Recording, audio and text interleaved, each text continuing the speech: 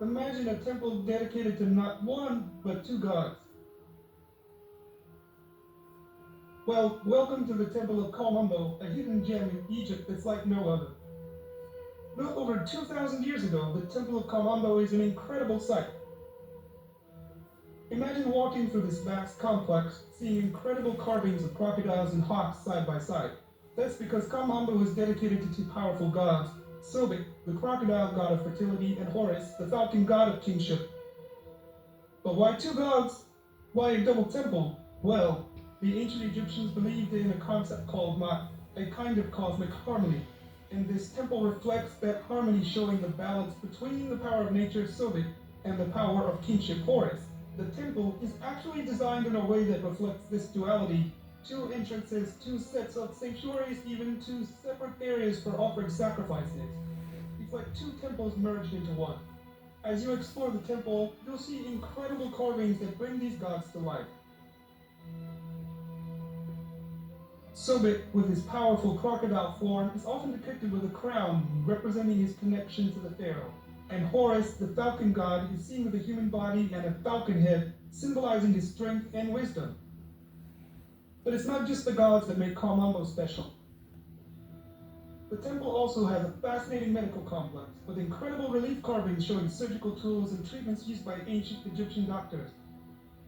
Imagine, this temple was not just a place for worship, but also a center for learning and healing. And that's just the beginning. We haven't even talked about the incredible astronomical alignments of the temple or the fascinating history behind its construction. Subscribe to our channel now and discover a world of knowledge and entertainment about Egyptian civilization. Welcome to Brilliant or Bizarre. Today, we have a thrilling mystery to unravel: the unbroken seal on King Tutankhamun's tomb.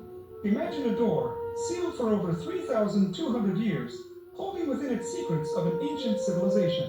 Intrigued? Let's dive in. The boy pharaoh was buried in a series of 4 sarcophagi, each nested inside 5 grand shrines. While the outermost shrine was breached twice in antiquity, the second shrine, made of gilded wood, remained sealed and untouched.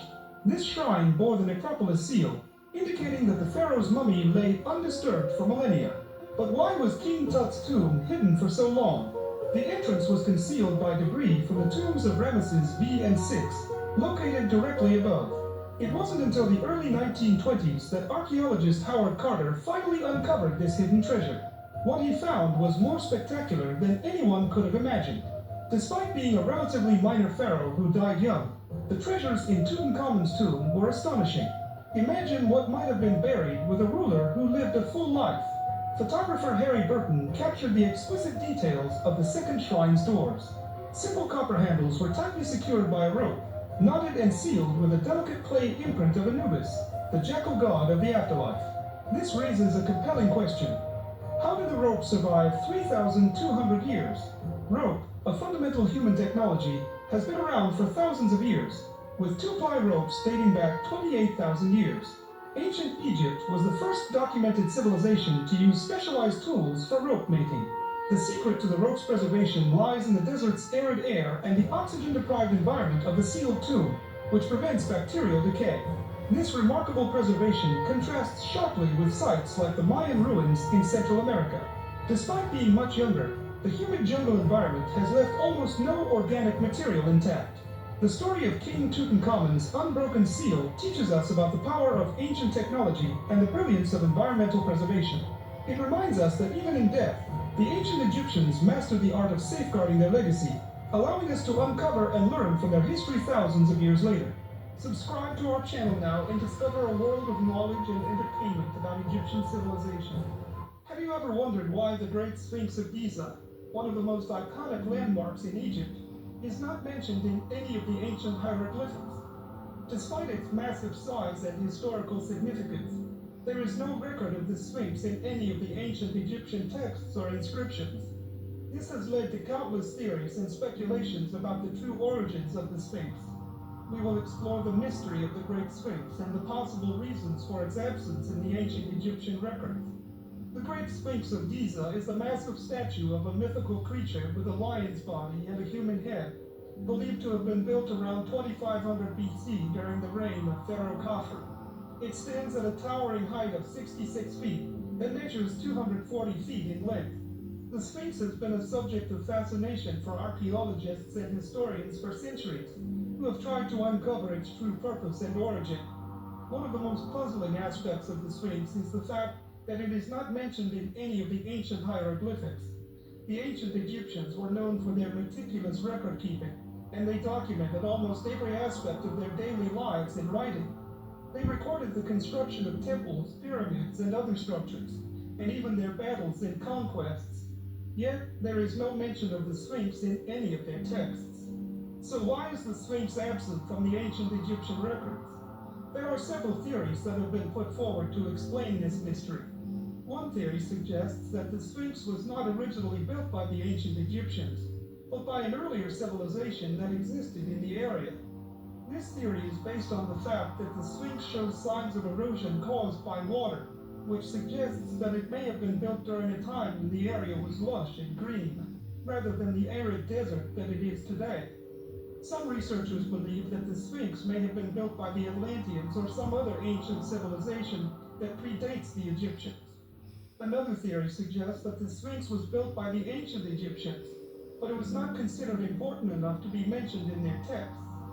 This theory suggests that the Sphinx may have been built as a symbol of power or as a monument to a pharaoh, but it was not seen as significant enough to be recorded in the hieroglyphics. Yet another theory suggests that the Sphinx was mentioned in the ancient Egyptian texts, but the records have been lost or destroyed over time. This theory suggests that the Sphinx may have been mentioned in some of the lost books of ancient Egypt, which were destroyed during the various invasions and periods of turmoil that the country has experienced over the centuries. Despite the lack of mention of the Sphinx in the ancient Egyptian records, there are some clues that suggest that it was an important structure in ancient times. For example, the Sphinx is located near the pyramids of Giza, which were built as tombs for the pharaohs. This suggests that the Sphinx may have had some religious or spiritual significance, perhaps as a guardian of the pharaoh's souls. In addition, there are some inscriptions on the Sphinx itself that suggest that it was an important structure. For example, there is an inscription on the Sphinx's chest that reads, "The sun god Ra sees everything." This suggests that the Sphinx may have been associated with the sun god Ra, who was one of the most important deities in the ancient Egyptian pantheon. In conclusion, the mystery of the Great Sphinx of Giza continues to intrigue and fascinate people all over the world. While it is true that there is no mention of the Sphinx in the ancient Egyptian hieroglyphics, this does not mean that it was not an important structure in ancient times. The Nile River, a ribbon of life through the sands of time, has witnessed empires rise and fall. But even amidst the grandeur of pharaohs and the might of armies, three women stand out, their stories etched in the very fabric of ancient Egypt: Nefertiti, Hatshepsut, and Cleopatra. Nefertiti, whose name means "a beautiful woman has come," was born into a world where beauty was power. While her parentage remains shrouded in mystery, it is clear that she possessed a captivating charm that drew the attention of the future pharaoh Akhenaten, then known as Amenhotep IV. They embarked on a reign that shook the foundations of Egyptian religion, moving the land from a polytheistic pantheon to a singular devotion to the sun god Aten. Nefertiti, a woman of fierce intellect and unwavering conviction, became the embodiment of this new faith. Her regal presence, captured in the iconic bust that gazes upon us from across millennia, speaks of a queen who not only wielded power, but also inspired a revolution in art and culture. The stiff formality of Egyptian art gave way to a more natural, realistic style, reflecting the changing landscape of the land. But Nefertiti's story ends abruptly, vanishing from historical records around the 14th year of Akhenaten's reign. Some whisper that she fell from grace, vanished to the shadows. Others speculate that she assumed a new identity, perhaps ruling as Neferneferuaten. The truth, lost in the sands of time, only adds to her allure, making her a figure forever shrouded in enigma. Then came Hatshepsut, a woman born to rule. The daughter of Pharaoh Thutmose Ubran, she was destined for greatness, groomed as the great royal wife. But fate had other plans. When her half-brother Thutmose II died prematurely, the throne passed to his son, a young boy named Thutmose III. Hatshepsut, with a heart filled with ambition and a mind brimming with strategy, stepped into the role of regent, guiding her stepson through his formative years. Then, in a daring move that reverberated through the halls of history, she declared herself pharaoh. She donned the regalia of a king, adopted the symbol of pharaonic.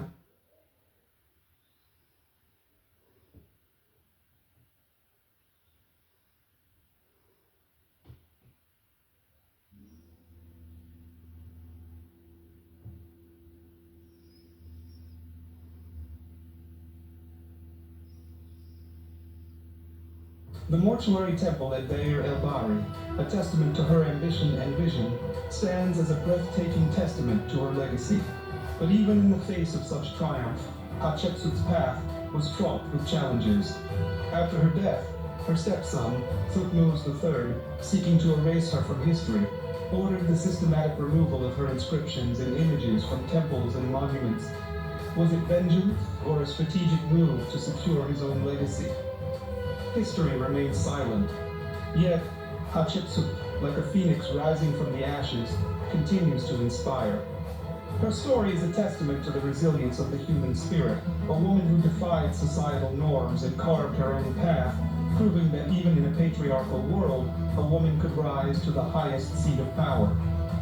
Finally, Cleopatra, the last active ruler of the Ptolemaic kingdom of Egypt, emerged onto the world stage. A woman of unparalleled intellect and political savvy, she spoke Egyptian, Greek, and multiple other languages, a testament to her education and sophistication. She ascended to the throne at a turbulent time, when the Roman Empire was casting a long shadow over Egypt. Cleopatra understood that power resided in diplomacy and alliances. She formed a strategic partnership with Julius Caesar, the most powerful man in Rome, and later with Mark Antony, his general, securing a fragile peace for her kingdom. Their relationships, entwined with both love and ambition, became the subject of legend. Cleopatra, with her captivating charm and cunning mind, navigated the treacherous currents of political intrigue, holding her own against the mighty Roman Empire. But ultimately, her alliance with Antony led to their downfall. They were defeated at the Battle of Actium, and Egypt fell under Roman rule. The story of Cleopatra, often romanticized and sensationalized,